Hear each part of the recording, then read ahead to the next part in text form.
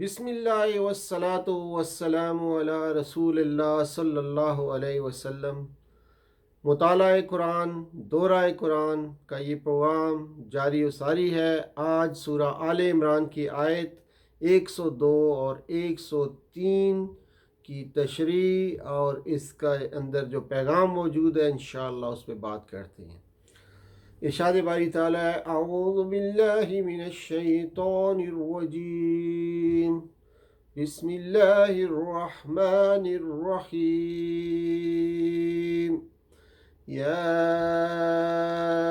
ایہا الذین آمنوا اتقوا اللہ حق تقاته ولا تموتن الا وانتم مسلمون۔ صدق اللہ العظیم۔ یا ایھا الذین آمنوا اتقوا اللہ حق تقاتہ، اے ایمان والو اللہ کی نافرمانی سے ڈرو۔ اے ایمان والو اللہ کی نافرمانی سے اپنے آپ کو بچاؤ جیسا کہ اس کی نافرمانی سے بچنے کا حق ہے۔ رب اشرح لی صدری ویسر لی امری واحلل عقدۃ من لسانی یفقہوا قولی۔ اللہم ارنا الحق حقا وارزقنا اتباعہ وارنا الباطل باطلا وارزقنا اجتنابہ، آمین یا رب العالمین۔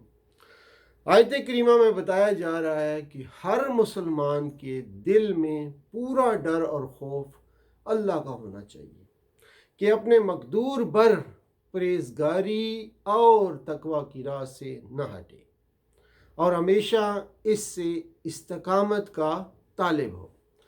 ہر مسلمان کے دل میں پورا ڈر اور خوف اللہ کا ہونا چاہیے کہ اپنی پوری طاقت کے مطابق پرہیزگاری اور تقوی کی راہ سے نہ ہٹے اور ہمیشہ اس پر قائم رہنے کا طالب رہے۔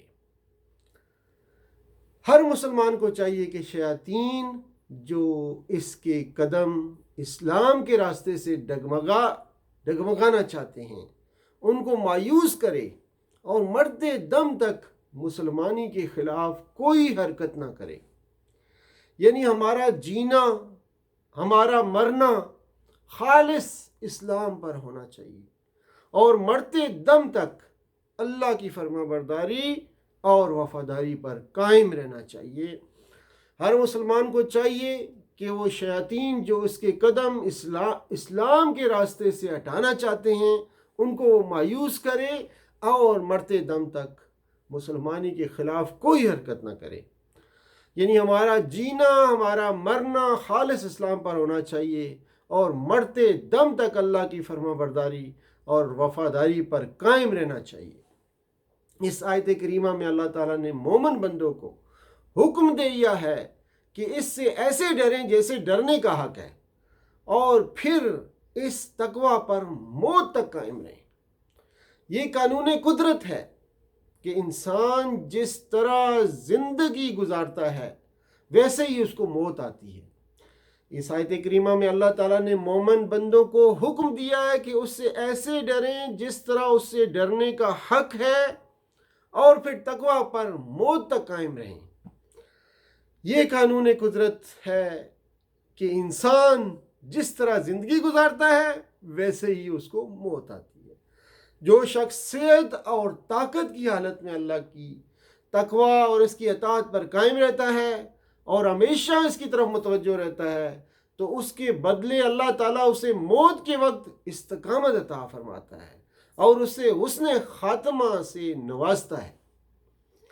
جو شخص صحت اور طاقت کی حالت میں اللہ کا تقوی اختیار کرتا ہے، اس کی اطاعت پر قائم رہتا ہے اور ہمیشہ اس کی طرف متوجہ رہتا ہے تو اس کے بدلے اللہ تعالیٰ اسے موت کے وقت استقامت عطا فرماتا ہے اور اسے حسن خاتمہ سے نوازتا ہے۔ اس کا خاتمہ اسی تقوی پر ہوتا ہے، مسلمانی کی حالت میں ہوتا ہے۔ تو اس آیت کریمہ میں اس بات کی وضاحت ہے کہ حق تعالیٰ کے حق کے تقوی کے سلسلے میں، تقوی کے حق کے سلسلے میں اللہ کا کیا حق ہے۔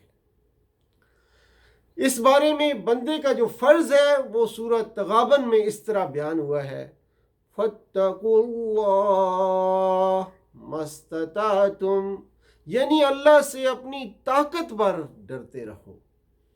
حضرت عبداللہ بن مسعود رضی اللہ تعالی عنہ نے حق تقاتی کا معنی اس طرح بیان کیا ہے کہ اللہ کی اطاعت کی جائے اور کبھی اس کی نافرمانی نہ کی جائے، اسے یاد رکھا جائے اور بھولا نہ جائے، اس کا شکر کیا جائے اور کبھی اس کی ناشکری نہ کی جائے۔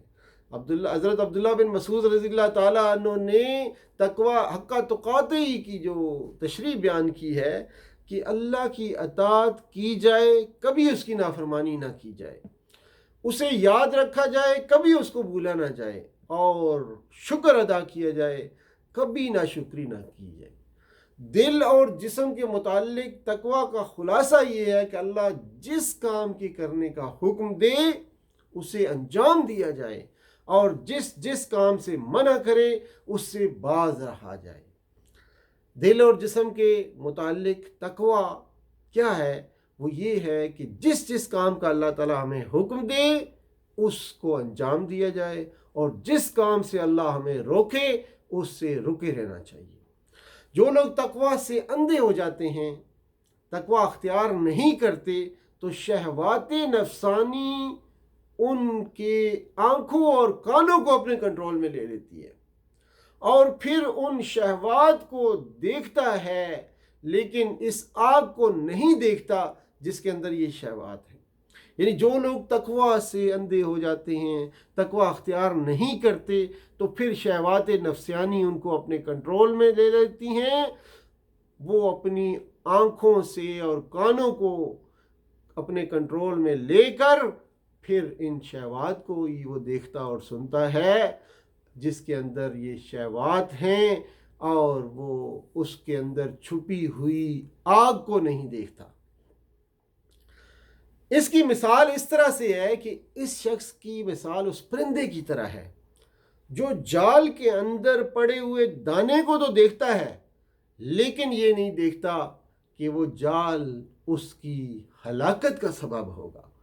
جال کے اندر دانہ دیکھا لیکن جو ہے یہ نہیں معلوم اس کو کہ اس جال کے اندر جب وہ دانہ چگنے جائے گا تو وہ جال اس کی ہلاکت کا سبب بننے والا ہے۔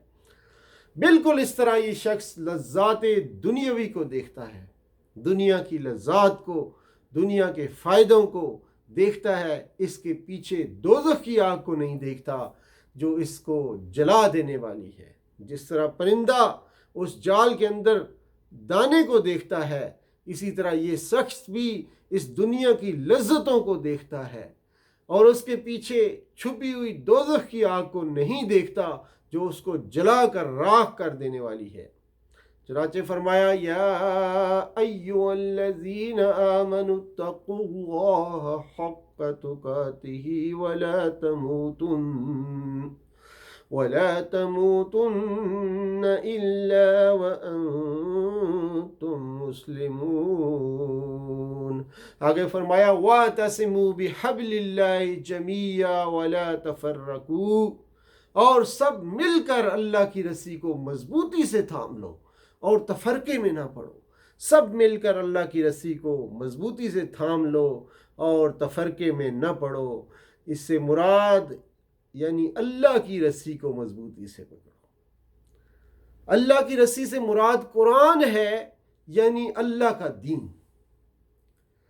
کیونکہ یہی وہ رشتہ ہے جو ایک طرف اہل ایمان کا تعلق اللہ سے قائم کرتا ہے اور دوسری طرف اہل ایمان کو باہم ملا کر ایک جماعت بنا دیتا ہے۔ اللہ کی رسی سے مراد قرآن یعنی اللہ کا دین ہے، اور یہی وہ رشتہ ہے جو ایک طرف اہل ایمان کا تعلق اللہ سے قائم کرتا ہے اور دوسری طرف اہل ایمان کو آپس میں ملا کر ایک جماعت بناتا ہے۔ یہ اللہ کی مضبوط رسی ہے۔ یہ رسی ٹوٹ تو نہیں سکتی لیکن چھوٹ سکتی ہے۔ اگر سب مل کر اس کو پوری قوت سے پکڑے رہو گے تو شیطان کی شر انگیزی تمہارے خلاف کام نہ کر سکے گی۔ یہی اللہ کی رسی ہے۔ یہ رسی ٹوٹ تو نہیں سکتی مگر چھوٹ سکتی ہے۔ سب مل کر اس کو مضبوطی سے پکڑے رہیں گے تو شیطان کی شرانگیزیوں سے، شیطان کی شرارتوں سے ہمیشہ محفوظ رہیں گے اور کامیاب زندگی گزاریں گے۔ انفرادی طور پر اس رسی کو مضبوط پکڑنے سے مسلم قوم کی اجتماعی قوت بھی غیر متزلزل اور ناقابل شکست ہو جاتی ہے۔ قرآن کریم کو مضبوط پکڑنے سے بکھری ہوئی قوتیں جمع ہو جاتی ہیں اور ایک مردہ قوم حیات تازہ حاصل کرتی ہے۔ قرآن کریم کو مضبوط پکڑنے سے بکھری ہوئی قوتیں جمع ہو جاتی ہیں اور ایک مردہ قوم، ایک سوئی ہوئی قوم ایک نئی زندگی حاصل کرتی ہے۔